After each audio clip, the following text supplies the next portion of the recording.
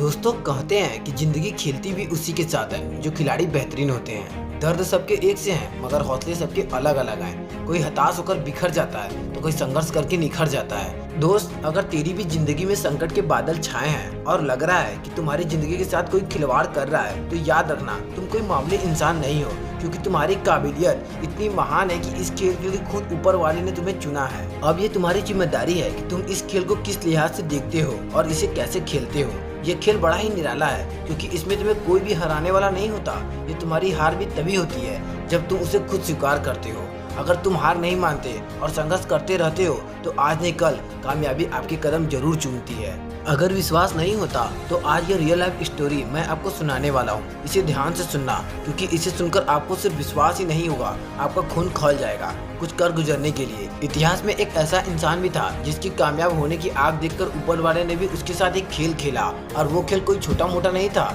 इस खेल में उस इंसान ने लगभग सब कुछ गंवा दिया था। उसके पास कुछ बचा था तो वो थी उसके मन में चलती हुई आग, जो बस कामयाब होने के लिए धधक रही थी। और अंत में इसी आदमी ने उसे उस मुकाम पर पहुंचाया जहां लोग सिर्फ कामयाब नहीं होते बल्कि वो ऐसी कामयाबी को हासिल करते हैं कि उनका नाम इतिहास में दर्ज हो जाता है और कभी मिटाने से भी नहीं मिटता। इतिहास के पन्नों में दर्ज ऐसे ही नाम की शख्सियत की कहानी मैं आपको सुनाने जा रहा हूँ। बस याद रखना कि इस कहानी को एक कान से सुनकर दूसरे कान से निकाल मत देना।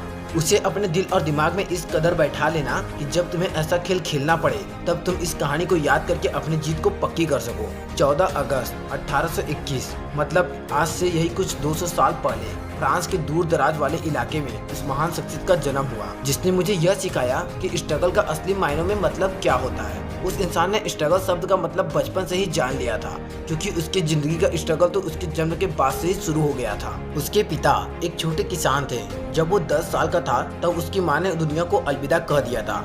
माँ के मरने के बाद उसके पिता ने दूसरी शादी कर ली, और ये शादी उसके लिए एक बहुत ही बड़ी आफत ले आई, क्योंकि उसकी जो सौतेली माँ थी वो उसके साथ वैसा ही व्यवहार करती थी जैसा हमें 90s की फिल्मों में दिखाया जाता था, जहाँ सौतेली माँ बेटे के साथ बड़े ही जुल्म करती थी। खुद ही सोचो यार, जो हम फिल्मों में देखते हैं उस तरह का एक्सपीरियंस उसने अपनी लाइफ में किया था। उसकी सौतेली माँ उसके ऊपर इतना जुल्म करती थी कि उसका किसी भी काम में मन नहीं लगता था।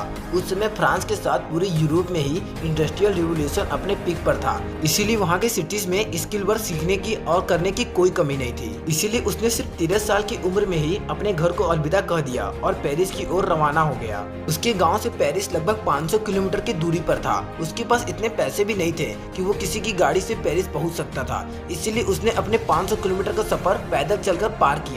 उसे ये डिस्टेंस चल के पार करने में 2 सालों का समय लगा। इन 2 सालों के सफर में उसने अपने पेट को संभाले रखने के लिए कई जगहों पर काम किया। जहाँ सिर ढकने के लिए जगह मिली उसने वहीं रातें काटी। लेकिन 13 साल की उम्र में शुरू किया हुआ सफर 15 साल का होने के बाद खत्म हुआ। सोच रहे हैं उस इंसान को अपने सपने के प्रति डेडिकेशन कितना विशाल रहा होगा, लेकिन उसकी लाइफ की असली जर्नी तो यहाँ से शुरू हुई। जैसे ही यह पेरिस पहुँचा, यहाँ उसके लिए सब नया था। वो जिस इलाके में था और जिस जगह पर खड़ा था वो बिल्कुल ही अलग थी। जो काम वहाँ हो रहा था, जिस तरह वहाँ लोग अपने जीवन बिता रहे थे, उन्हें देखकर उसे एक बात की तो पक्की गारंटी थी कि इस अनजान दुनिया में वो एक जाना माना नाम बनाने वाला है। और इसके लिए जो ताबड़तोड़ मेहनत होने वाली थी उसके लिए भी वो कमर कस ली थी और अपनी टूटी फूटी स्किल्स के साथ काम की तलाश में लग गया। जैसे कि मैंने पहले बताया, उस समय फ्रांस में इंडस्ट्रियल रिवोल्यूशन अपने पीक पर था, इसीलिए उसे काम आसानी से मिल गया। लेकिन इस काम से उसे उतना ही पैसा मिलता था जिससे कि वो अपना पेट भर सके। सिर ढकने के लिए भी उसके पास कोई छत नहीं थी, इसीलिए उसने ठंडी, गर्मी और बारिश ऐसी सभी दिनों को अपने ऊपर एक कम्बल ओढ़कर काटा।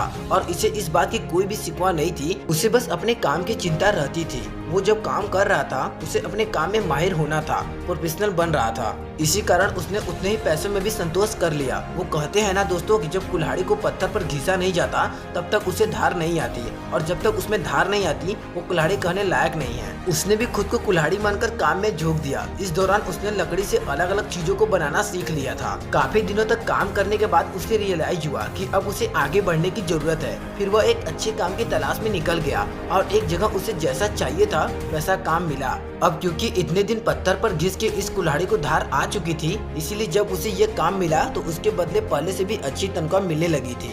वो अपने काम में इतना माहिर हो चुका था कि जिस कलाकारी से वो लकड़ी और लेदर की चीजें बना रहा था, उसे देखकर उसका मालिक भी उससे काफी इम्प्रेस हो गया। उसकी कलाकारी से बनी चीजें पेरिस में काफी पॉपुलर होने लगी थी। कहते हैं ना, जब कोई अपने काम को ही अपना धर्म मान लेता है तब उसे भगवान से कह लो या प्रकृति से वरदान पे वरदान मिलने लगते हैं। हमारे हीरो को अपने काम के प्रति कितनी निष्ठा थी यह तो आपने अभी तक जान ही लिया है। इसी निष्ठा को देखते हुए उसकी लाइफ में एक और पॉजिटिव घटना घटी।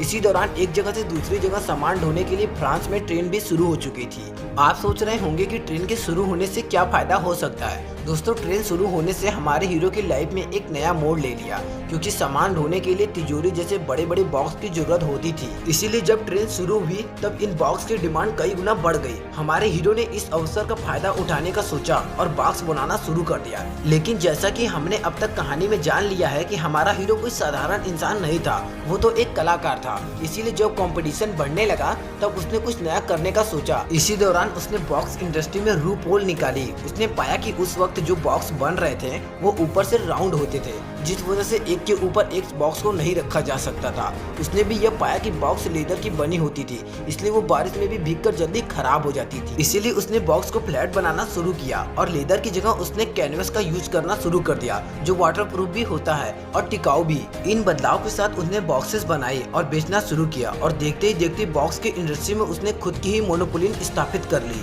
उसके सामने कोई भी टिक नहीं पाया। वो इतना ज्यादा पॉपुलर हुआ कि फ्रांस की महारानी ने उसे अपना पर्सनल बॉक्स मेकर बना लिया।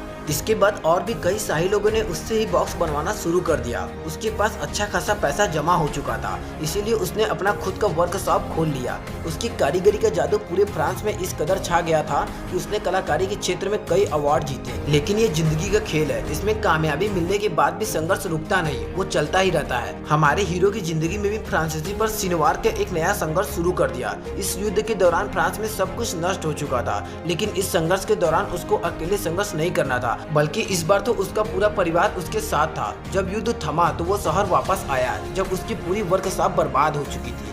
लेकिन उसने अपनी लाइफ में हारना सीखा ही नहीं था। इस बार भी वो कहाँ हार मानने वाला था। उसने अपनी वर्कशॉप फिर से खड़ी करी और बस कुछ ही दिनों में उसकी वर्कशॉप पहले से भी ज्यादा चलने लगी। अब की बार वो वैक्स के इंडस्ट्रियल में रेवोल्यूशन लाया। उसने बैग से अपनी कलाकारी का जादू बिखेरा। जिन बैग्स को कोई पूछता तक नहीं था, अब वो धड़ल्ले से बिकने लगी थी। आगे उसने ऐसी कई कारीगरियां करी और आम चीजों को खास बना डाला। उसकी वर्कशॉप अब एक बड़ी कंपनी बन चुकी थी। उसके प्रोडक्ट्स अब आसपास के देशों में बिकने लगे थे और देखते ही देखते एक छोटी सी वर्कशॉप से शुरू हुआ ये बिजनेस एक ग्लोबल ब्रांड बन गया। आज की अगर बात करें तो यह कंपनी लग्जरी प्रोडक्ट की दुनिया के किंग, मतलब लग्जरी प्रोडक्ट की दुनिया की सबसे ज्यादा वैल्यूएबल कंपनी है। और यह कंपनी जिस इंसान के खून पसीने से बनी है, मतलब कि जिस शख्सियत की जीवन गाथा है जो आज हमने सबने जानी है, वो इंसान है लुइस, जिनके नाम से आज ये कंपनी चल रही है। आपको लग रहा होगा कि क्या इसी कारण से इसका नाम चल रहा है, लेकिन ऐसा नहीं है। इसका नाम इसलिए चल रहा है कि इसने बहुत ही संघर्ष से इस कंपनी को चलाया है और इनकी संघर्ष और मेहनत को देखकर हर कोई इनको जैसा बनना चाहता है। दोस्तों, यह वीडियो आपको कैसी लगी